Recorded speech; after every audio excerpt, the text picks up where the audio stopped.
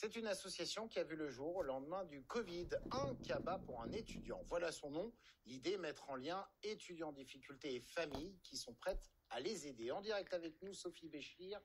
Bonsoir, vous êtes à la maison étudiante dans le 6e arrondissement. L'association lyonnaise débarque donc à Paris. Oui, Florent, c'est la 4e antenne ouverte en France par l'association. Après Lyon, Clermont-Ferrand et Grenoble, un cabas pour un étudiant a choisi Paris. L'Île-de-France concentre en effet plus du quart des étudiants de l'Hexagone. Pour en parler, je suis avec Marion Dolisi, cofondatrice de l'association. Bonsoir Marion. Bonsoir Sophie. Alors, comment est-ce qu'on parraine un étudiant ? Alors on parraine un étudiant en s'inscrivant sur le site uncabaspouranétudiant.fr. Il faut avoir envie effectivement de soutenir un jeune près de chez soi. Voilà. Très bien. Et quand on est étudiant, comment est-ce qu'on peut se faire aider ?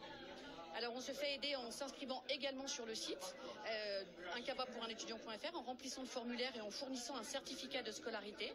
Il faut savoir que le parrainage consiste à soutenir un étudiant près de chez soi dans sa ville, donc évidemment sur le territoire de l'Île-de-France, au plus près, de deux façons, grâce à du lien social, c'est-à-dire des rencontres, des loisirs partagés, des invitations, et également des courses alimentaires qui sont achetées et offertes par les parrains marraines à leurs étudiants.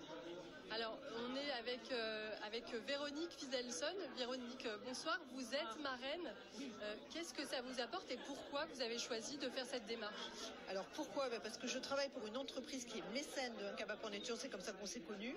Je travaille dans la RSE, donc dans l'engagement sociétal. Depuis 4 ans, on mécène cette association. Et en fait, ça me paraissait naturel pour moi de compléter l'expérience en étant marraine moi-même. Il n'y a évidemment aucune obligation, ni d'un côté ni de l'autre, ni d'être parrain marraine, ni d'être mécène.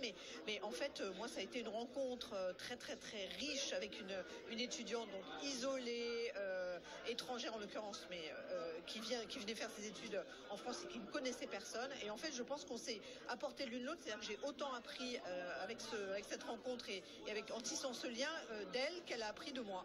Par exemple, qu'est-ce que vous avez entrepris avec cette étudiante ? Est-ce que vous avez des exemples à nous donner ? Alors, au-delà des restaurants et donc du cabas, puisque un cabas pour un étudiant, c'est à la fois du lien social et le fameux cabas, donc des courses vraiment qui permettent aux étudiants de manger. On est allé au restaurant, on est allé au musée, on se parle très très fréquemment de ses études, de son avenir, j'essaie aussi de l'aider dans son orientation. Et en fait, c'est une très très riche surprise. Je pense qu'on est amis pour la vie maintenant. Merci beaucoup. Marion, est-ce que vous avez une idée du nombre d'étudiants aidés et du nombre de parrains en France ?